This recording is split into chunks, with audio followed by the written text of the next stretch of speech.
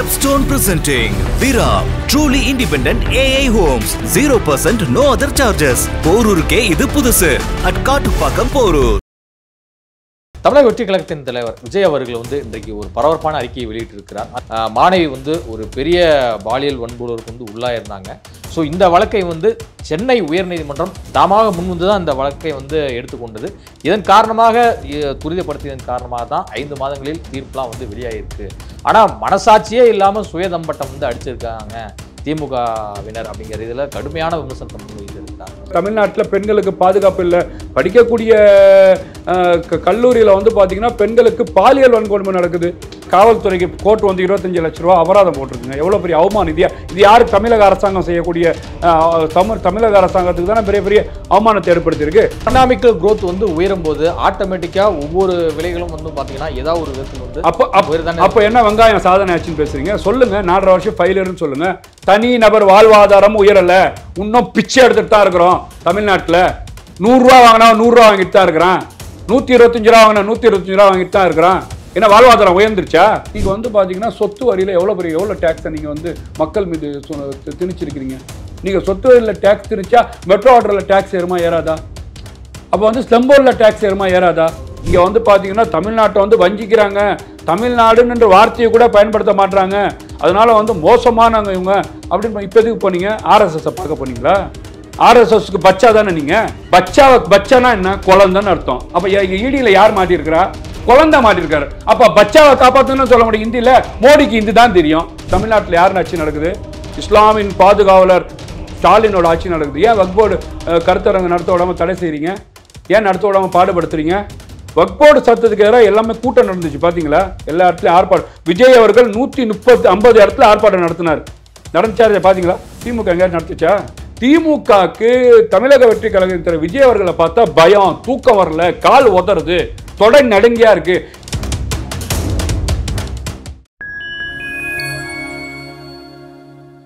Fine time media நேயர்களுக்கு வணக்கம். நான் உங்கள் சங்கீத். நம்ம சிறப்பு நிகழ்ச்சியில் நம்மோடு இணைந்திருக்கிறார் தமிழ்நாடு முஸ்லீம் லீக் கட்சியின் மாநில தலைவர் மதிப்பிற்குரிய திரு முஸ்தபா அவர்கள். வணக்கம்.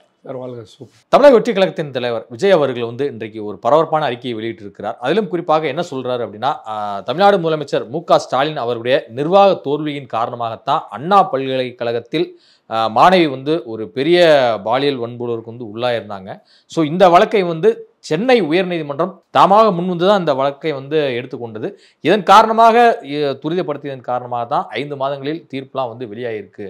ஆனால் மனசாட்சியே இல்லாமல் சுயதம்பட்டம் அடிச்சிருக்காங்க திமுகவினர் அப்படிங்கிற இதில் கடுமையான விமர்சனத்தை முன்வைத்திருக்கிறார். ஆனால் காவல்துறை விரைவாக செயல்பட்டதன் காரணமாக தானே SIT இது மாதிரி இன்வெஸ்டிகேஷன்லாம் போட்டு அதன் பிறகு விரைவாக குற்றப்பத்திரிகை தாக்கல் செய்யப்பட்டு தீர்ப்புக்கு வந்திருக்கு. இல்லை, நீங்கள் பார்த்தீங்கன்னா தமிழக வெற்றி கழக தலைவர் விஜய் அவர்கள் சொன்னது 100க்கு 100 உண்மை. என்னன்னு கேட்குறேன் சார், நீங்கள் அண்ணா யூனிவர்சிட்டியில் பார்த்தீங்கன்னா ஒரு பெண்களுக்கு பாதுகாப்பு இல்லாமல் யார் அந்த சார் என்ற ஒரு பருப்பு கண்டா போயிட்டு இருந்துச்சு. நீங்கள் துரிதமாக நடவடிக்கை எடுத்தீங்கன்னு சொன்னீங்கன்னு கேட்டிங்கன்னா எதுக்கு SITயை போட்டாங்க? நீங்கள் தமிழக காவல்துறை கோர்ட் பார்த்தீங்கன்னா ஃபாஸ்ட்டாக அதை நடத்தி இதுக்கான விசாரணையில் பார்த்தீங்கன்னா யார் குற்றவாளின்னு சொல்லி இன்றைக்கி ஜட்ஜ்மெண்ட் கொடுத்துருக்குறாங்க. அது என்ன கொடுக்க போகிறாங்க 2ஆம் தேதி தான் தெரிய போகுது. நான் கேட்குறேன், பாதிக்கப்பட்ட பெண்ணோட அந்த சம்மந்தப்பட்ட விஷயத்தை யார் வெளியிட்டது? நீங்கள் கேவலமாக இல்லையா? திமுக அரசாங்கத்தை பார்த்து கேட்குறேன் நான். இதே பார்த்தீங்கன்னா நம்ம சார்ந்தவர்கள், நம்மளை சுற்றி உள்ளவர்களை பெண்கள் பாதிக்கப்பட்டிருந்தால் நீங்கள் லீக் பண்ணிவிட்டு அசால்ட்டாக நாங்கள் லீக் பண்ணிட்டோம், வேற வழி கிடையாது. வெப்சைட்ல ஒரு டெக்னிக்கல் எரர் காரணமாக தான் இது மாதிரியான விஷயம் தவறுதல் நடந்துருச்சு அப்படிங்க இதுல காவல்துறை விளக்கம் கொடுத்து இது சொல்ல வேண்டிய விஷயமா? காவல்துறைக்கு கோர்ட் 25 லட்ச ரூபா அபராதம் போட்டிருக்குங்க. எவ்வளவு பெரிய அவமானம் இது யாரு தமிழக அரசாங்கம் செய்யக்கூடிய தமிழக அரசாங்கத்துக்கு தானே பெரிய பெரிய அவமானத்தை ஏற்படுத்தியிருக்கு. நான் கேட்கிறேன், நீங்க பாத்தீங்கன்னா இந்த விஷயத்துல பாத்தீங்கன்னா துரிதமா நடவடிக்கை எடுக்கல. தமிழ்நாட்டில் பெண்களுக்கு பாதுகாப்பு இல்லை. படிக்கக்கூடிய கல்லூரியில பாத்தீங்கன்னா பெண்களுக்கு பாலியல் வன்கொடுமை நடக்குது. இதுல யாரு தொடர்பு படுத்திருக்காங்கன்னு சொல்லி நம்ம பார்க்கிறோம். அப்படி இருக்கும் போது தமிழ்நாடு அரசாங்கம் இதுல பாத்தீங்கன்னா நியாயமான தீர்ப்பை கொடுக்காதுன்னு சொல்லி கருதி கோர்ட் ஃபாஸ்டா அதை நடத்திருக்கு. இதுல பாத்தீங்கன்னா புலனாய்வு விசாரணை நடத்திருக்காங்க. SIT புலனாய்வு விசாரணை நடத்திருக்காங்க. அப்போ பாத்தீங்கன்னா முழுக்க முழுக்க தமிழக அரசாங்கம் இந்த விஷயத்துல ஃபெயிலியர் ஆயிருக்கு. பெண்களுக்கு பாதுகாப்பு இல்லை என்பதை உறுதி செய்து கோர்ட் வந்து இன்னைக்கு ஜட்ஜ்மெண்ட் கொடுத்துருக்கு. இதெல்லாம் முடிஞ்சிட்டு நான் தான் ரவுடின்னு சொல்வது எப்படி ஏற்றுக்க முடியும்? கம்ப்ளைண்ட் கொடுக்க வந்த பொண்ணோட மறைவான விஷயத்தை வந்து நீங்க வெளியிடுறீங்கன்னு சொன்னா இதோட கேவலம் என்ன தமிழக அரசாங்கத்துக்கு? இது வந்து பாத்தீங்கன்னா ஹியூமன் எரரு, டெக்னிக்கல் எரரு. உங்க வார்த்தைக்கு வந்து வாய்ச்சவடால் விட்டு போயிடும். உங்க குடும்பத்தில் நடந்தா விட்டுருவீங்களா? நான் கேட்கிறேன். அப்ப வந்து பாத்தீங்கன்னா இந்த மாதிரி நிகழ்வு நடக்கும் போது எப்படி வந்து பெண்கள் வந்து கம்ப்ளைண்ட் கொடுக்க வருவாங்க? யோசிச்சு பாத்தீங்களா? இன்னைக்கு ஏற்கனவே வந்து பாத்தீங்கன்னா பெண்களுக்கான பாலியல் வன்கொடுமை, பெண்களுக்கான குற்றங்கள் அதிகபட்சம் வந்துருங்க. தமிழ்நாட்டில் 4 வயசு பிள்ளைய கற்பழிக்கிறாங்க. பெரிய மூதாட்டிக்கு பாதுகாப்பு இல்ல, ரோட்ல போனா செயின் இருக்கிறான். இவ்வளவு கேவலமா நீங்க பெண்கள் பாதுகாப்பை வந்து நடத்திட்டு இருக்கிறீங்க. அப்ப இருக்க ட்ரெயின்ல பாத்தீங்கன்னா கடத்தி கொண்டு போய் கற்பழிக்கிறான். இதெல்லாம் தமிழ்நாட்டில் நடக்குதுங்க. இல்ல, முதல்வர் வந்து சில மாதங்களுக்கு முன்பு கூட ஒரு விஷயத்தை பதிவு பண்ணியிருந்தாரு. தமிழ்நாட்டில் அங்கொன்றும் இங்கொன்றுமாக நடக்கக்கூடிய ஒரு பிரச்சனைகளை வந்து காரணம் காட்டி உடனடியாக தமிழ்நாட்டின் அரசனுடைய சட்ட ஒழுங்கை முற்றிலுமாக சீர்குலைந்து விட்டது அப்படின்லாம் சொல்றதெல்லாம் ஏற்க முடியாது. அங்கொன்று நடக்கிறத வந்து நாங்க வந்து சரிப்படுத்திட்டு வரோம், அதை வந்து தடுத்துட்டு வரோம். அப்படி நீங்க சரிப்படுத்திட்டு வரீங்கன்னு சொன்னா நீங்க வந்து பாத்தீங்கன்னா இப்படி இந்த மாதிரி வந்து எங்களோட ஹியூமன் எரர் ஆயிடுச்சு, டெக்னிக்கல் எரர் ஆயிடுச்சு. நான் கேட்குறேங்க, இந்த மாதிரி நீங்கள் விஷயத்தை சொல்லும்போது பெண்கள் வந்து பார்த்தீங்கன்னா தனக்கு நடந்தக்கூடிய அநீதியை எப்படி வந்து சமூகத்திலையும் செய்தியாளர்கள் மத்தியிலையும் நீதிமன்றத்திலையும் காவல்துறையும் எந்த ஃபோர்ஸில் சொல்லுவாங்க? நம்ம பார்த்தோம் ஏற்கனவே பொள்ளாச்சி விவகாரத்தில் எவ்வளோ அவமானம் நடந்தது. இந்த தமிழ்நாட்டில் வந்து பார்த்தீங்கன்னா சந்தை செருகிச்சு. நீங்கள் வந்து பார்த்தீங்கன்னா பொள்ளாச்சியை பற்றி பேசும்போது வாய்ச்சவடாலாக பேசுனீங்களே, பொள்ளாச்சின்னு கத்துனீங்களே. இன்னைக்கு அண்ணா யூனிவர்சிட்டியில் அவங்க என்ன நடவடிக்கை எடுத்தீங்க? அதை தான் கேட்குறோம் நாங்கள். அப்போ வந்து பார்த்தீங்கன்னா திமுக அரசாங்கம்க்கு தமிழ்நாட்டில் வந்து பெண்களுக்கு பாதுகாப்பு இல்லை.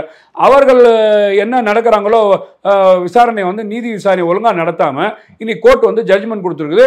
அதை வந்து பார்த்தீங்கன்னா தமிழகத்தின் வெற்றி கழகத்தின் தலைவர் மரியாதைக்குரிய விஜய் அவர்கள் பார்த்தீங்கன்னா தீர்ப்பு நல்ல தீர்ப்பு.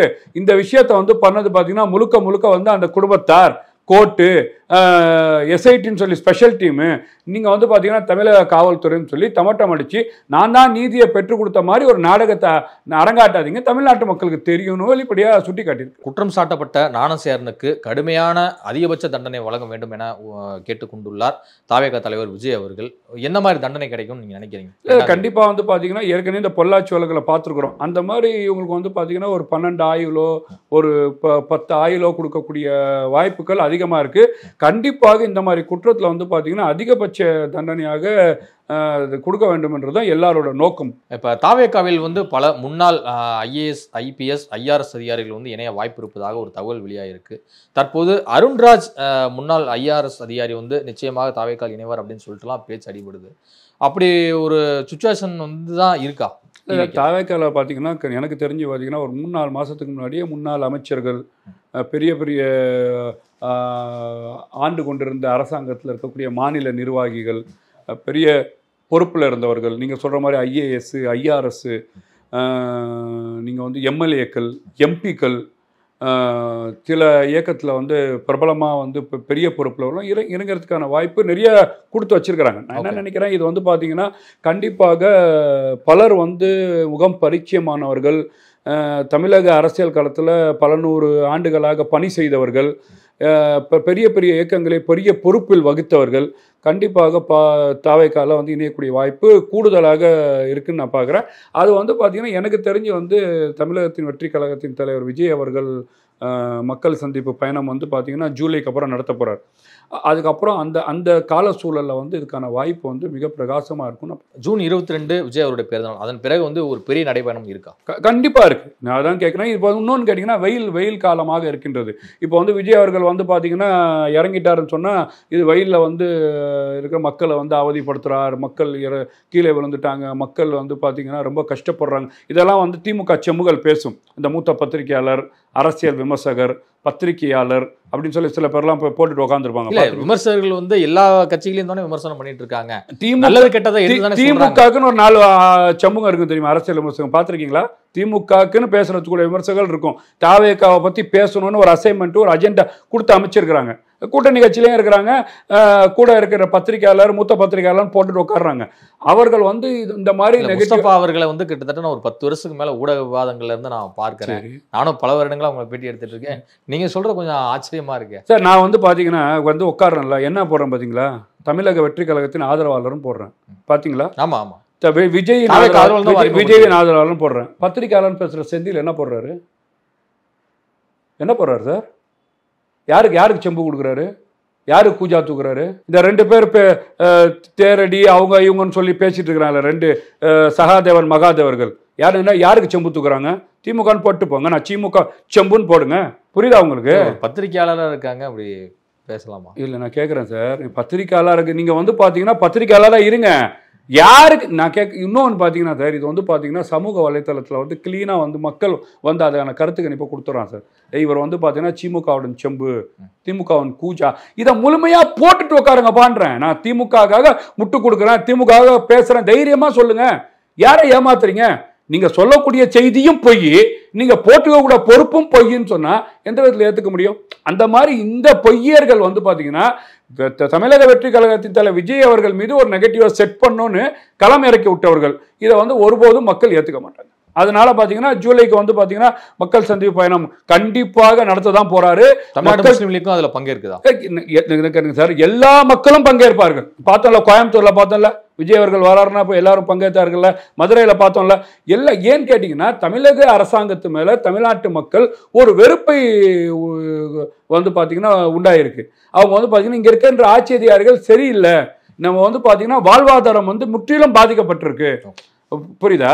இன்னைக்கு வந்து பாத்தீங்கன்னா பாஜக ஒரு மதத்தை வைத்து அரசியல் செய்யற மாதிரி இவர்கள் ஒரு மதத்தை வைத்து அரசியல் செய்யறாங்க. நம்மளுக்கு வந்து கொடுத்த வாக்குறுதியை நிறைவேற்றல. இன்னைக்கு கரண்ட் பில் திருப்பி இபியோட பில் ஏறுது சார். இன்னைக்கு மாசம் லீடிங் எடுக்கிறாங்க, எடுக்கல. இப்போ வந்து பாத்தீங்கன்னா மின்சாரத்துறை அமைச்சர் எஸ் சிவசங்கர் தெளிவா சொல்லிட்டாரு, இந்த ஆண்டு வந்து மின்கட்டண உயர்வு கிடையாது, வர்ற தகவல் எல்லாம் பொய் அப்படின்னு அடுத்த ஆண்டு இருக்கா? நான் கேட்கிறேன் சார், நீங்க வந்து நீங்க திமுக ஆட்சி நடத்தும் போது யூனிட் எவ்வளவு இருந்தது, இன்னைக்கு யூனிட் எவ்வளவு இருக்கு? திமுக ஆட்சிக்கு வரும்போது பால் விலை எவ்வளவு இருந்து இப்ப பால் விலை எவ்வளவு இருக்கு? நீங்க சொல்லக்கூடிய நாங்க வந்து வரியை குறைக்கக்கூடிய டீசல் விலை என்ன இருக்கு, பெட்ரோல் விலை என்ன இருக்கு, சிலிண்டருக்கு மானியம் கொடுக்குறீங்க, மானியம் விலை. நான் கேட்கிறேன், தனிநபர் வருமானம் எக்கனாமிக்கல் growth வந்து உயரும் போது ஆட்டோமேட்டிக்கா ஒவ்வொரு விலைகளும் வந்து பாத்தீங்கன்னா ஏதாவது ஒரு விதத்தில் வந்து அப்ப என்ன வெங்காயம் சாதனை ஆச்சுன்னு பேசுறீங்க? சொல்லுங்க, 4.5 வருஷம் ஃபெயிலியர்னு சொல்லுங்க. தனிநபர் வாழ்வாதாரம் உயரல, இன்னும் பிச்சை எடுத்துட்டு தான் இருக்கிறோம். தமிழ்நாட்டுல 100 ரூபா வாங்கினா 100 ரூபா வாங்கிட்டு தான் இருக்கிறான், 125 ரூபா வாங்கினா 125 ரூபா வாங்கிட்டு தான் இருக்கிறான். என்ன வாழ்வாதாரம் உயர்ந்துருச்சா? தமிழ்நாட்டில் பாலாறும் தேனாரும் ஓடுதா? நீங்க தான் வந்து நீல கண்ணீர் வடிக்கிறீங்களே. மத்திய அரசாங்கம் ஒன்றும் கொடுக்கலன்னு சொல்லிட்டு இப்போ வந்து போன வாரம் போய் மத்திய அரசாங்கம் வாரி வையாபி கொடுத்த மாதிரி வந்து உட்காந்துருக்கிறீங்களே. தனிநபரோட வாழ்வாதாரம் உயராத போது அப்போ என்ன நினைக்கிறாங்க கேட்டீங்கன்னா, தமிழ்நாட்டில் இந்த அரசாங்கம் ஊழல் அரசாங்கம் இவரோட வாழ்வாதாரத்தை உயர்த்திக்கிறாங்க, இவங்க கரப்ஷன் கையாடியா இருக்கிறாங்க, இவங்க கொள்ளையில ஈடியை பார்க்குறோம், இவ்வளோ கூட கொள்ளையடிச்சிருக்காங்கன்றாங்க. அமைச்சர் பொன்முடி மேலே ஜட்ஜ்மெண்ட் ஆயிருக்கு. இதெல்லாம் தமிழக அரசாங்கம் தமிழ்நாட்டு மக்கள் என்ன நினைக்கிறாங்கன்னா, கண்டிப்பாக மாற்று ஆட்சி தேவை. இந்த திமுக அரசாங்கம் இதுக்கப்புறம் வேணாப்பா, நம்மளை வந்து பார்த்தீங்கன்னா எதுலேயுமே வந்து மேலோங்கி செய்ய முடியல. அந்த விஷயத்தில் வந்து பார்த்தீங்கன்னா நான் கேட்குறது மின்கட்டணம் உயர்வதற்கான காரணமே வந்து அதிமுக சென்ட்ரல் கவர்மெண்டோட சேர்ந்து அங்கே ஓட்டு போட்டதன் காரணமாக தானே உதயமின் திட்டம் வந்ததன் காரணமாக தானே உயர்த்த வேண்டிய தேவை ஏற்பட்டிருக்கு அப்படிங்கிறத சொல்றாங்க. அதுதானே மின்சார ஒழுங்குமுறை ஆணையம் வந்து செய்து கொண்டு வருதுன்னு நீங்க எதை கேட்டாலும் அதிமுக பாஜக. நான் கேட்குறேன், நீங்க 4.5 வருஷம் மக்களுக்கு சொன்னீங்களா வாக்குறுதி, என்னத்தை வந்து செஞ்சு கொடுத்துருங்க, என்னத்தை வந்து மக்களோட வாழ்வாதாரம். நான் வந்து பாருன்னா ஒரு சாமானியனாவே கேட்குறேங்க, மக்களோட வாழ்வாதாரம் என்ன உயர்ந்திருக்கு கொஞ்சம் யோசிச்சு பார்த்தீங்களா? அப்போ வந்து பார்த்தீங்கன்னா மக்கள் என்ன நீங்கள் வந்து பார்த்தீங்கன்னா சொத்து வரியில் எவ்வளோ டேக்ஸை நீங்கள் வந்து மக்கள் மீது திணிச்சிருக்கிறீங்க. நீங்கள் சொத்து வரியில் டேக்ஸ் திணிச்சா மெட்ரோ வாட்டரில் டேக்ஸ் ஏறுமா ஏறாதா? அப்போ வந்து ஸ்லம்போர்டில் டேக்ஸ் ஏறுமா ஏறாதா? இதையெல்லாம் பார்க்கும்போது ஒரு சொந்த வீட்டுக்காரனுக்கு வந்து இவ்வளோ டேக்ஸ் ஏறுனா அந்த டேக்ஸை கொண்டு போய் யார் மேலே அவன் வந்து திணிப்பான்? வாடகை வாங்குறோம், ஒரு 5000 வாடகை கொடுக்குறோன்னா அவன் 7000 ரூபா கொடுப்பான். அப்போ வந்து பார்த்தீங்கன்னா அன்றாடு செய்யக்கூடிய தொழிலாளர்களுக்கு வந்து தமிழ்நாட்டு மக்களுக்கு வந்து பாரத்தை வந்து அதிகப்படுத்தக்கூடிய தமிழக அரசாங்கம் நீங்கள் வந்து என்ன நீங்கள் வந்து பார்த்தீங்கன்னா சாதனை ஆட்சி பண்ணிட்டீங்க. டாஸ்மார்க்கில் கொள்ளடிச்சு 10 ரூபாய்க்கு பாட்டிலுக்கு அதிகமாக வாங்கி கொள்ளடிச்சு வச்சிருக்கிறீங்க. அது காப்பாற்ற டெல்லிக்கு ஓடுறீங்க. தமிழ்நாட்டு நலத்துக்காக நீங்கள் டெல்லிக்கு என்னாச்சு போய் எனக்கு இந்த வருஷம்னாச்சு போனீங்களா? உண்மையாகவே பொருளாதாரம் மேம்படுத்தணும் எத்தனை வாட்டி போயிருக்கிறீங்க? நீங்க தானேங்க போன வருஷம் வந்து பார்த்தீங்கன்னா இந்தியாவில் இருக்கக்கூடிய எல்லா முதலமைச்சரும் ஐயோ போவாதீங்க, மோசமான ஆட்சி நடக்குது, இங்கே வந்து பார்த்தீங்கன்னா தமிழ்நாட்டை வந்து வஞ்சிக்கிறாங்க, தமிழ்நாடுன்ற வார்த்தையை கூட பயன்படுத்த மாட்டாங்க, அதனால வந்து மோசமானவங்க இவங்க அப்படின்னு இப்போ எதுக்கு போனீங்க? ஆர்எஸ்எஸ் பார்க்க போனீங்களா? ஆர்எஸ்எஸ்க்கு பச்சா தானே நீங்கள்? ஆர்எஸ்எஸ்க்கு செல்லப்பிள்ளை தானே நீங்க? செல்லப்பிள்ளையை தேடி போனீங்களா? எது இடி ரைட்ல இருந்து சித்தாந்தமா வந்து இருக்கு, எப்படி இதை வந்து ஒண்ணாக முடியும்? என்ன சித்தாந்தம்? ஆர்எஸ்எஸ் ஓட கொள்கை, ஆர்எஸ்எஸ் என்ன ஆர்எஸ்எஸ் தத்துவத்தை ஏற்றிருக்கக்கூடியது பாஜக, திராவிட தத்துவத்தை ஏற்றிருக்கக்கூடிய ரெண்டும் எதிரெதிரா இருக்கும்போது எப்படி நீங்க? சரி, கடந்த காலத்துல வந்து ஆர்எஸ்எஸ் நிர்வாகிகளை சபரீஸ்வரன் பார்க்கவே இல்லையா? சொல்ல முடியுமா? கடந்த கால வரலாறு எடுத்து சொல்ல முடியுமா?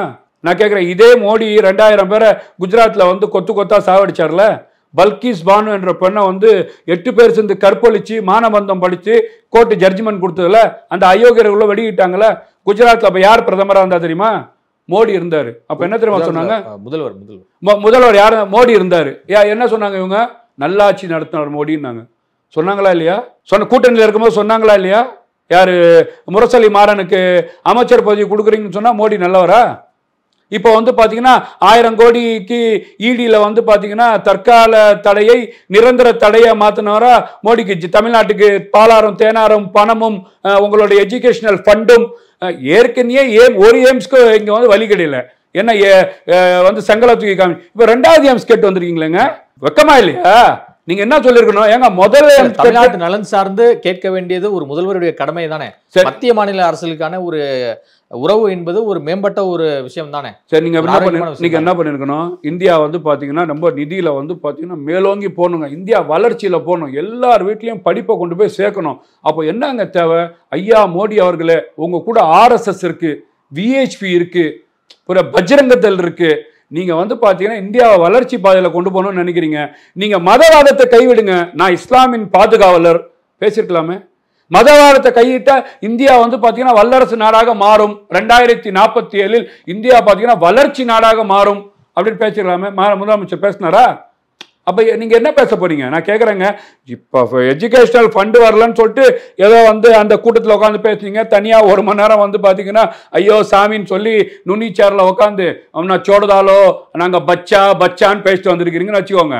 எங்க பச்சாவை காப்பாத்துன்னு நீங்க பேசிட்டு வந்திருக்கீங்க. மக்கள் அப்படிதானே பேசுறாங்க. எல்லாம் பேசுறீங்க பச்சா, இதெல்லாம் தவிர்க்கலாமே.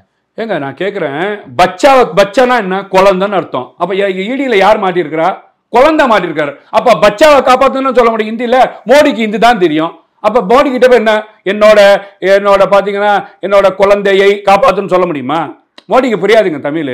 ஏன்னா நீங்க ஹிந்தியில பேச மாட்டீங்களே.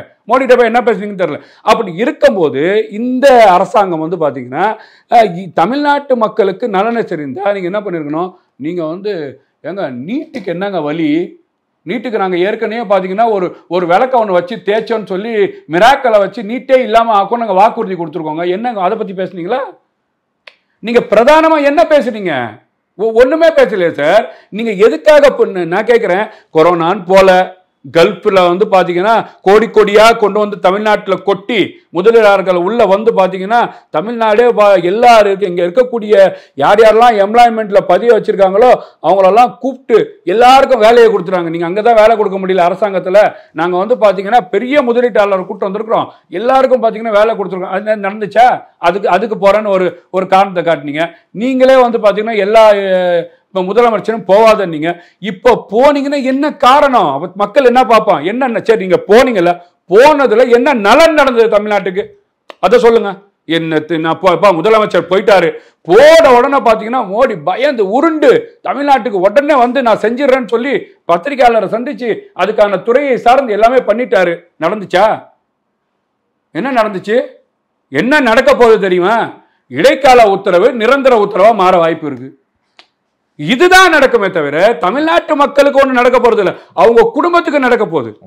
சமீபத்தில் ஒரு செய்தியெல்லாம் வந்து கடந்த வாரம் வெளிவந்தது. என்ன அப்படின்னா, தமிழக வெற்றி கழகமும் தமிழ்நாடு முஸ்லீம் லீக் கட்சியும் இணைந்து இந்த வக்பு திருத்த மசோதாவிற்கு எதிராக ஒரு கருத்தரங்கை வந்து மேற்கொள்ள போறாங்க. அதில் பல்வேறு கருத்தியலாளர்கள் மற்றும் இஸ்லாம் மத தலைவர்கள் வந்து கலந்து கொண்டு பேசுவாங்க அப்படிங்கிறதெல்லாம் வந்து செய்தி வெளிவந்தது.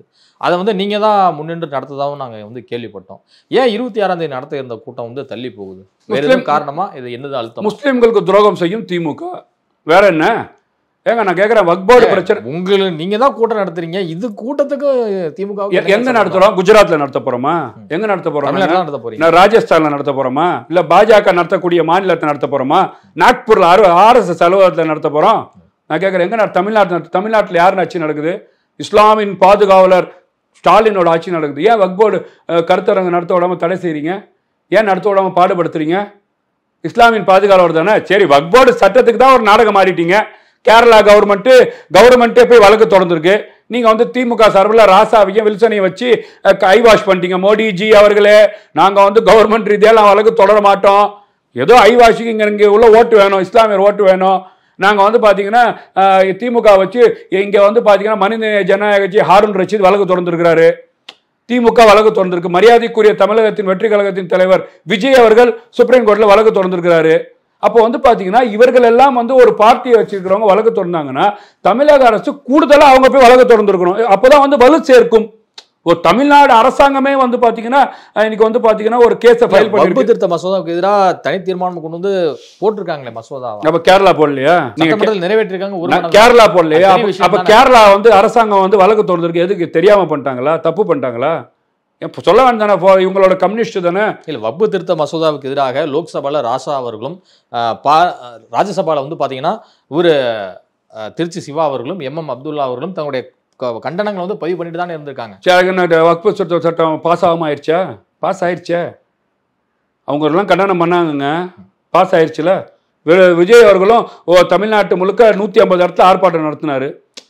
இதை ஆக்கப்பூர்வமான வேலை என்ன செஞ்சீங்கன்னா கேட்குறேன். நீங்கள் வந்து இப்போ வக்ஃப் சட்டம் எங்கே இருக்குது? திருத்த சட்டம் எங்கே இருக்குது? இப்போ யார் கையில் இருக்குது? நீதி அரசர் கையில் இருக்குது. கோர்ட்டில் இருக்கா இல்லையா? ஒரு ஜட்ஜை மாற்றி புது உன்னாடு ஜட்ஜை போட்டு கேஸ் நடந்துட்டு இருக்கு. இப்போ நீங்கள் வந்து பாராளுமன்றத்தில் பேசினா எடுபடுமா? ராஜ்யசபாவில் பேசினா எடுபடுமா? விளங்குதா உங்களுக்கு? அப்போ வந்து தமிழக அரசாங்கம் ஏன் கேஸ் ஃபைல் பண்ணல? இஸ்லாமிய மக்கள் இதெல்லாம் பார்க்கணுங்க. கேரளா அரசாங்கம் பண்ணுது.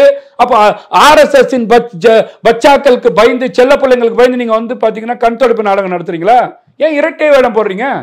இதான் நான் கேட்கிறேன். நீங்க வக்ஃப் போர்டு திமுக சார்பில் வழக்கெல்லாம் வந்து தொடுத்திருக்காங்கல்ல. திமுக சார்பில் சட்ட போராட்டம் நடத்தப்படணும், சட்டசபையிலேயே ஒரு முதலமைச்சர் அறிவிக்கிறார் அப்படின்னா அப்ப ஸ்ட்ராங்கா அந்த வக்ஃப் திருத்த மசோதா எதிர்க்கிறாங்கன்னு தானே அர்த்தம். சார், நீங்க வந்து பாத்தீங்கன்னா திமுக சார்பில் மட்டும் வழக்கு தொடரல. நீங்க தவறா பேசுறீங்க. நீங்க வந்து பாத்தீங்கன்னா திமுக காரனோட அதிகமா பேசுறீங்க. நீங்க தவறா நினைச்சுக்காதீங்க. என்ன கேட்டீங்கன்னா சார், அவங்க சொன்னதான் நான் வந்து பதிவு பண்ணேன். நான் கேட்கிறேன், வக்ஃப் போர்டு சட்டத்துல திமுக பண்ணிச்சு பரப்புகண்டா பண்றீங்க. காங்கிரஸ் வழக்கு தொடரலையா? OIC வழக்கு தொடரலையா? 75 வழக்குகள் போயிருக்கு. அப்ப திமுக மட்டும் ஏன் நீங்க கிரெடிட் பண்றீங்க? நான் கேட்கிறேன், மரியாதைக்குரிய விஜய் அவர்களுக்கு இதெல்லாம் பாத்தீங்கன்னா எல்லா இயக்கங்களையும் தொடர்றது சார். நான் தான் சொல்றேன், ஹாரூன் ரஷீத் வழக்கு தொடர்றாரு. திமுக என்ன பண்ணுச்சு கேள்விக்கு தான் நான் வந்து ஆட்சி அதிகாரம் யார்கிட்ட இருக்கு? ஆட்சி அதிகாரம் யார்கிட்ட இருக்கு சார்? தமிழ்நாட்டோட ஆட்சி அதிகாரம். அப்ப வழக்கு தொடரணுமா தொடரக்கூடாது? அரசாங்கம் என்ன பண்ணுச்சு? நீங்க வந்து பாத்தீங்கன்னா வழக்கு தொடர்ந்தா ஆக்கப்பூர்வமான விஷயமா இருக்கும். அங்க பாத்தீங்கன்னா பேசுறதுக்கான ஒரு மிகப்பெரிய ஒரு வலு சேர்க்கும். அதை தான் நாங்க சொல்றோம். நான் கேட்கிறேன் சார், வக்ஃப் சட்டத்துக்கு எதிராக வந்து இன்னைக்கு நாங்க வந்து கருத்தரங்கம் நடத்துறோம். யாருக்கு எதிராக? பாஜகவுக்கு எதிராக நடத்துறோம், திமுக எதிராக நடத்துறோம். நீங்க சொல்ற மாதிரியே திமுக வழக்கு தொடர்ந்துச்சு, திமுக வக்ஃப் சட்டத்துக்கு தீர்மானம் போட்டுச்சு, எல்லாம் ஓகேங்க.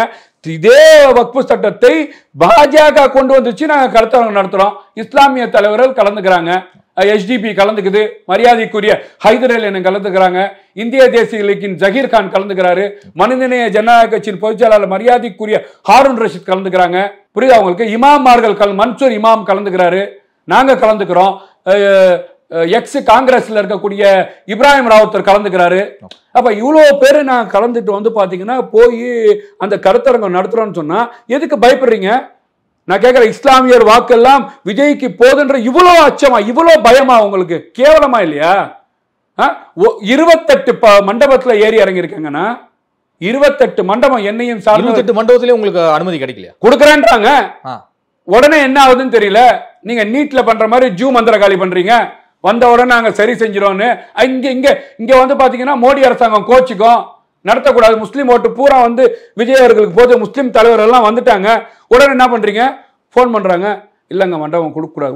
ஒரு ஒரு மண்டபம் வைத்திருக்கவர் ஒரு மகால் பேரை சொல்லலங்கன்னா அவர் சொல்றாரு, நான் 19 ஃபங்க்ஷன் ரெடி பண்ணிருக்கேன், வந்து ஒப்பந்தம் கொடுத்துருக்குறேங்க, 15 நாள் EB கட் பண்ணிடுவேன்றாங்க. எவ்வளவு கேவலம் உங்களுக்கு. ஜென்ரேட்டர் போட்டா நீங்க வந்து நாய் பக்கத்துல வரவங்களை வச்சு நாய் பொல்யூஷன் பண்றான்னு சொல்லி கம்ப்ளைண்ட் கொடுக்க வச்சு நிப்பாட்டுவேன்னு சொல்லி மிரட்டி இருக்கிறாங்க.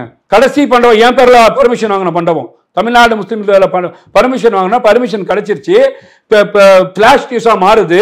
இஸ்லாமியர்களுக்கு எதிரான பாஜக மத்திய அரசு கொண்ட வக்ஃப் சட்டத்தை எதிர்த்து தமிழக வெற்றிக்கழகம் தலைவர் விஜய் அவர்கள் கருத்தரங்கம் நடத்துறான்னு ஃபிளாஷ் வந்தோடனே அவர் போன் அடிக்கிறார்.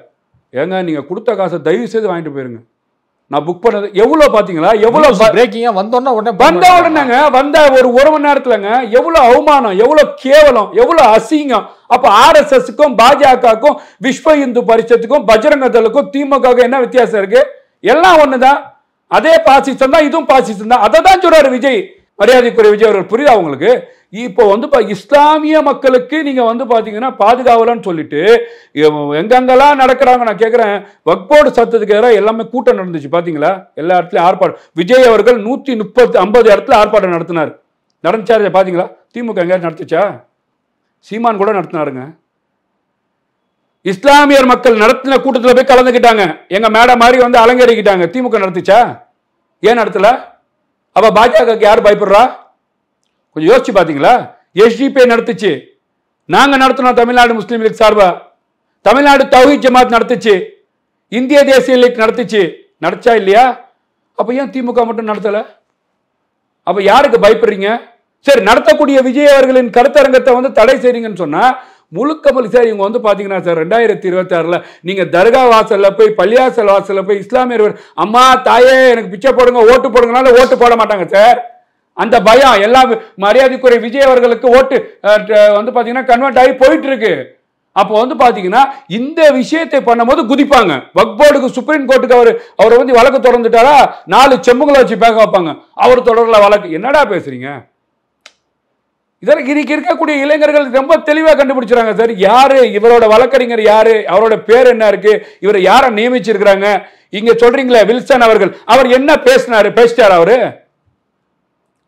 இது எல்லாம் பார்க்கும்போது RSSக்கு பயந்து திமுக வேலை செய்ய. நான் கேட்கறேங்க, ஒரு 10 நாள் முன்னாடி மதுரை ஆதீனம் ஒரு டிராமா ஆனார் பாத்தீங்களா? ஒரு தாடி வச்சு, ஒரு தொப்பி போட்டு என்ன கொல்ல சதி செய்தார்கள் அப்படிலாம் நடந்துச்சு பாத்தீங்களா? அவர் மேல என்ன நடவடிக்கை எடுத்தீங்க? RSSின் பயமா? விஸ்வ இந்து பரிஷத்தின் பயமா? பாஜகவோட பயமா? இதே ஒரு ரஹீமோ, ஒரு அந்தோனியோ, ஒரு சாமாலியன், என் தம்பி முருகனோ பண்ணியிருந்தா விட்டுருப்பீங்களா? இந்த நாட்டில் மத கலவரத்தை உண்டாக்க பெரிய சதி திட்டம் இருக்கிறாங்க. விட்டுடுவீங்களா? அப்போ இதுல இருந்து என்ன தெரியுது? RSSோட செல்லப்பிள்ளை திமுக, பாஜகவின் செல்லப்பிள்ளை திமுக, விஸ்வ இந்து பரிஷத்தின் செல்லப்பிள்ளை திமுக. இதையெல்லாம் வெளிப்படுது. ராஜாக்கு நான் தான் தொடர்ச்சியா சொல்லிட்டு இருக்கிறேன். ராஜா ராம ஜென்ம பூமியா மாறும்னு கேட்டாரு. அவரை அரெஸ்ட் பண்ணீங்களா? அவர் மீது நடவடிக்கை எடுத்தீங்களா? இதை ஒரு சாமாலியன் பேசினாரோ, ஒரு இஸ்லாமிய தலைவர் பேசினா விட்டுருப்பீங்களா? அப்ப இங்க நடக்கக்கூடிய ஆட்சி இஸ்லாமியின் பாதுகாவலர் ஆட்சியா, RSSின் பாதுகாவலர் ஆட்சியா? இதெல்லாம் இஸ்லாமிய மக்கள் பாக்குறாங்க. 2026 தமிழகத்தின் வெற்றி கழகத்தின் தலைவர் மரியாதைக்குரிய விஜய் அவர்கள் களத்தில் இறங்க போறாரு. திமுக மண்ணை கவ போகுது. அந்த பயம்தான். நீங்க இங்க பாத்தீங்கன்னா விலைவாசியில பயிலேறு, பெண்கள் பாதுகாப்பெல்லாம் பயிலேறு. இங்க பாத்தீங்கன்னா மதவாதத்தின் உச்சகட்டம் பிரச்சாரம் இந்த மதுரை ஆதீனம் ராஜா போனோம்னு நடத்துறோம். அதுல பயிலேறு. இஸ்லாமியர் பாதுகாப்பு பயிலேறு. சுப்ரீம் கோர்ட்ல நீங்க இரட்டை இடத்துல பயிலேறு. இது எல்லாம் என்ன நினைக்கிறாங்க இஸ்லாமியர்கள், இங்க இருக்கக்கூடிய கிறிஸ்தவர்கள், சாமானிய இந்து மக்கள்? தமிழ்நாட்டில் திமுக வேணாம், அப்புறப்படுத்த வேண்டும். அந்த பயம்தான். நீங்க பாத்தீங்கன்னா டிவிக்கு என்ன ப்ரோக்ராம் நடத்தினாலும், அவங்க போஸ்டர் ஓட்டினாலும், அவங்க பேனர் ஓட்டினாலும், இப்போ ராஜ்யசபா சீட்ல கூட பாத்தீங்கன்னா சிறுபான்மையினருக்கு ஒரு பிரதிநிதித்துவம் கிடைக்கும் வகையில தான் சல்மா அவர்களுக்கு வாய்ப்பு வழங்கப்பட்டிருக்கு, வில்சன் அவர்களுக்கு மீண்டும் வாய்ப்பு வழங்கப்பட்டிருக்கு. ஸோ இதெல்லாமே பார்க்கும்போது சிறுபான்மையினர் மக்களுக்கு திமுகவுடைய பங்கு கணிசமாக தானே அந்த இடப்பங்கீடு கொடுக்கப்பட்டிருக்கு. ஓட்டுக்காகவா? இந்து முஸ்லீம் கிறிஸ்டினா? வில்சன் கிறிஸ்டின், சல்மா முஸ்லீம், வேற யார்? இன்னொருத்தர் ஹிந்து. இங்கேயும் ஓட்டு வங்கியா? கேவலமா இல்லையா சார்? கொஞ்சம் யோசிச்சு பார்த்தீங்களா? நீங்கள் கேட்குற திமுக அதுதான் சொல்லி எங்கே பாதுகாப்பு, ஒரு இஸ்லாமியர்கள் இங்கே பிரதிநிதித்துவம் கொடுத்தா பாதுகாப்பு ஆகிடுமா சார்? இது இந்தியாவில் இருக்கக்கூடிய முஸ்லீம்களே பாதிக்கப்படுறாங்க. தமிழ்நாட்டில் இருக்கக்கூடிய வக்ஃபு சொத்து பறி போற போது இதுல நீங்க பார்த்தீங்கன்னா கவனம் செலுத்தணுமா? இது நீங்க கொடுத்தது இல்லை. பார்லிமெண்ட்ல இன்னைக்கு இருக்கக்கூடிய சுச்சுவேஷன்ல இஸ்லாமிய பிரதிநிதித்துவத்துடைய எண்ணிக்கை ரொம்ப கம்மியா இருக்கு. நான் ஓப்பனாவே சொல்றேன். லோக்சபாவும் சரி, ராஜ்யசபாவும் சரி, அதுல இஸ்லாமிய பிரதிநிதித்துவத்துக்கு நம்ம முக்கியத்துவம் அளிக்கணும்னு சொல்லிட்டு ஒரு மாநில கட்சி முன்னெடுக்குது அப்படின்னா இது ஒரு நல்ல விஷயம் தானே சார். நீங்க எலெக்ஷன் வருதுன்னு பண்றாங்க. நீங்க MP எலெக்ஷன்ல எத்தனை இஸ்லாமியர் சீட்டு கொடுத்தீங்க? 39 தொகுதி தமிழ்நாடு, பாண்டிச்சேரி உட்பட 40 தொகுதி. எத்தனை இஸ்லாமியர் சீட்டு கொடுத்தீங்க? யோசிச்சு பார்த்தீங்களா? அப்போ பார்த்தீங்கன்னா உங்களுக்கு பெரிய பெரிய பில் பாஸ் ஆக போகுது சார். திமுகவோட கபட நாடகம் உங்களுக்கு தெரியாதா? இன்னைக்கு ஏன்னு ஒரு சட்டம் வந்துச்சு. இந்த சட்டம் வந்து பார்த்தீங்கன்னா இங்கே இருக்கக்கூடிய சாமியார்களுக்கும் இஸ்லாமிய மக்களும் கருப்பு சட்டம். இது யார் தமிழ்நாட்டுக்கு ஓட்டு போட்டு உள்ளே கொண்டு வந்தா? திமுக தானே ஓட்டு போட்டுச்சு. அப்போ நீங்கள் என்ன வந்து பார்த்தீங்கன்னா இது ஆர்எஸ்எஸோட பீட்டிம். இவங்க வந்து குறிப்பாக இஸ்லாமியர்களை ஏமாத்துறாங்கன்னு புரிஞ்சுக்கிட்டாங்க. அந்த அடிப்படையில் விஜய் அவர்கள் மீது இன்னைக்கு வந்து இஸ்லாமியர் மத்தியில் ஈர்ப்புத்தன்மை அதிகமாகிடுச்சு. அவர் வாக்களிக்கணும்னு முடிவு பண்ண அந்த அச்சம் இது மாதிரி விஷயங்களை நடத்தலாம் பண்ணுறாங்க. வியாசர்பாடியில் ஏற்பட்ட தீ விபத்தின் காரணமாக அங்கு உதவி சென்ற தாவேகா பெண் நிர்வாகிகள் மீது தாக்குதல் நடத்தியதாக போலீஸ் மீது ஒரு குற்றச்சாட்டை முன்வைத்திருக்கிறார் தாவேகா தலைவர் விஜய் அவர்கள். திமுக அரசையும் காவல்துறையும் கடுமையாக வந்து கண்டித்திருக்கிறார். ஏன் அது பாசிச ஆட்சி அப்படிங்கிற இதெல்லாம் அவ்வளோ தூரம் சொல்ல வேண்டிய தேவை என்ன? இது நான் கேட்குறேன் சார். ஒரு பெண் அந்த இடத்துல வந்து காவல்துறை தரப்புல இது மாதிரிலாம் நாங்கள் எதுவுமே பண்ணலை, ஏதோ ஒரு இதாக தான் சொல்லிட்டு இருக்காங்க. அப்போ ஹாஸ்பிட்டலில் போயிட்டு ஹாஸ்பிட்டலில் மெமோ போட்டு ஹாஸ்பிட்டலில் வந்து மாத்திரை கொடுத்து குளுக்கோஸ் ஏற்றி ட்ரீட்மெண்ட் போட்டு ஒரு சின்ன ஆப்ரேஷன் பண்ணதெல்லாம் வந்து பார்த்திங்கன்னா அரசாங்க மருத்துவர்கள் வந்து பொய் சொல்கிறாங்களா? முதலமைச்சரை பார்த்து கேட்குறேன், காவல்துறையை பார்த்து கேட்குறேன். சார் 20 வீடு பாதிக்கப்பட்டிருக்கு, அவர்களோட உடைமையை இழந்திருக்கிறாங்க. அங்கே போய் அங்கே மாற்றுக்கு வந்து பார்த்தீங்கன்னா என்ன தேவையோ அந்த பொருளை கொடுக்க போகிறாங்க. வேறு என்னாச்சும் பண்ண போகிறாங்களா? நான் கேட்குறேன். அவர்கள் நல்ல வேலையை செய்ய போகிறாங்க. இது ஏன் வந்து ஒரு அமைச்சர் ஏவி விட்டு இந்த வேலையை பார்க்குறீங்க? அந்த பகுதியை சார்ந்த அமைச்சர் யாரு? சேகர் பாபுவா? அவர் ஏவி விட்டுருக்காரா? ஏன்னா அவர் ஏவி விட்டார் தான் டெலிஃபோன் எல்லாம் வருது. குப்பை போட சொன்னது பத்திரிகையாளர் வீட்டில் வந்து இவர் தான் சொல்லி வருது. நான் கேட்குறேன் சார், முழுக்க ஒரு பெண் நிர்வாகியை வந்து பூட்ஸ் காலால் வயிற்றுல நீங்கள் எத்தி உதச்சி அவங்கள நான் கேட்க, உங்களுக்கு சகோதரி கிடையாதா? உங்களுக்கு நீங்கள் ஒரு தாய் தான் பெற்றெடுத்தாங்கன்னு நீங்கள் புரிஞ்சுக்க மாட்டீங்களா? ஒரு ட்ரெஸ்ஸை போட்டு நீங்கள் கிழிக்கிறீங்கன்னு சொன்னால் அப்போ வந்து பார்த்தீங்கன்னா பாலியல் வன்கொடுமை செய்வனுக்கும் இவர்களுக்கும் என்ன வித்தியாசம் இருக்குது? கொஞ்சம் யோசிச்சு பார்த்தீங்களா? அந்த பொண்ணு சொல்லுது, நான் வந்து பார்த்தீங்கன்னா இதோட செத்துருவேன். ட்ரெஸ்ஸை கிழிஞ்ச ட்ரெஸ்ஸை காட்டுது, வீடியோவில் காட்டுதுங்க. 10 நிமிஷத்துக்கு மேலே பேச முடியல, கண்ணில் அந்த கண்ணீர் வருது. ஒரு பெண்களுக்கு வந்து பார்த்தீங்கன்னா இன்னைக்கு வந்து சமூக சேவை செய்யக்கூடிய அரசியல்ல இன்னைக்கு பெண்கள் வந்து பார்த்தீங்கன்னா ஒடிந்து கிடந்த பெண்கள் வெளியில வந்து வராங்கன்னு சொன்னா வரவேற்கக்கூடிய இடத்துல நம்ம இருக்கணும். நீங்க வந்து அந்த குழந்தையை பாதுகாக்கக்கூடிய அந்த வயிற்றுல வந்து பார்த்தீங்கன்னா நீங்க பூட்ஸ் காலால எட்டி ஒதுக்கிறீங்கன்னு சொன்னா அவங்க கஞ்சா வித்தாங்க, அபினா வித்தாங்க. ஏன் இந்த தமிழ்நாட்டில் நடக்கக்கூடியவர்கள் மேலே நீங்கள் வந்து போன வாரம் திருவல்லிக்கேணியில் ட்ரக்ஸ் ஊசி போட்டு மூணு பேர் ஒரு பையன் இறந்துருக்கிறான், 2 பேரை அரெஸ்ட் பண்ணியிருக்காங்க. இவ்வளோ கேவலமான சட்டம் நடக்குது. பாதிக்கப்பட்ட மக்களுக்கு விஜய் தம்பிமார்கள் கொண்டு போய் மரியாதைக்குரிய விஜய் கொடுத்துருக்காங்க. இதில் என்ன தெரியுதுன்னு கேட்டிங்கன்னா திமுகவுக்கு தமிழக வெற்றி கழகத்தின் விஜய் அவர்களை பார்த்தா பயம், தூக்கம் வரல, கால் உதறது, தொடை நடுங்கியா இருக்கு. எங்க வந்து பாத்தீங்கன்னா இவங்க மக்களை சந்தித்து போயிட்டாங்க. திமுக சென்னை வந்து பாத்தீங்கன்னா என் கோட்டை அப்படின்னு சொல்றது வந்து பாத்தீங்கன்னா 2026 மண்ணக்க வைக்க போறார் விஜய். இந்த பயத்தின் அச்சம் இன்னைக்கு தமிழகத்தின் வெற்றி கழகத்தின் தம்பிமார்கள், தொண்டர்கள், நிர்வாகிகள் போற இடத்துலலாம் கைப்பாவியா காவல்துறை வச்சு ஏவி தாக்குதல் நடத்துவதும், மண்டபத்தை புரோகிராம் கொடுக்குற மண்டபத்தை வந்து தடுத்து நிறுத்துவதும், அவங்களோட பேனரை கிழிப்பதும், அவர்களோட போஸ்டரை கிழிப்பதும், அவங்கள வந்து பார்த்தீங்கன்னா இந்த மாதிரி 4-5 செம்புகளை வச்சு பார்த்தீங்கன்னா நெகட்டிவ் செட் பண்ணி பேசுவதும், இதெல்லாம் என்னன்னு கேட்டிங்கன்னா திமுகவுக்கு பயத்தை உண்டாக்கிருச்சு. 2026 தமிழ்நாட்டில் விஜய் அவர்களின் ஆட்சி மலரப்போகுது என்பதை அவர்கள் உணர்ந்து கொண்டு இந்த மாதிரி விஷயங்களை செய்கிறாங்க. அது ஒருபோதும் எடுப்படாது. மக்கள் ரொம்ப தெளிவாக இருக்கிறாங்க. இந்த கரப்ஷன் கையாளிகளை, இந்த வந்து பார்த்தீங்கன்னா குடும்ப ஆட்சியை, இந்த மன்னர் ஆட்சியை, இந்த மதவாத ஆட்சியை தமிழகத்திலிருந்து அப்புறப்படுத்த வேண்டும். 2026 தேர்தல் ரொம்ப பார்க்கக்கூடிய தேர்தல் சார். திமுக மண்ணை கவ்வி தமிழகத்தின் வெற்றி கழகத்தில் விஜய் அவர்கள் தமிழ்நாட்டின் முதலமைச்சராக வரப்போறாரு. நம்ம மீண்டும் உங்கள்கிட்ட பேச தான் போகிறேன். இதுவரை உங்கள் பல்வேறு கருத்து கொண்டு நன்றி சார்.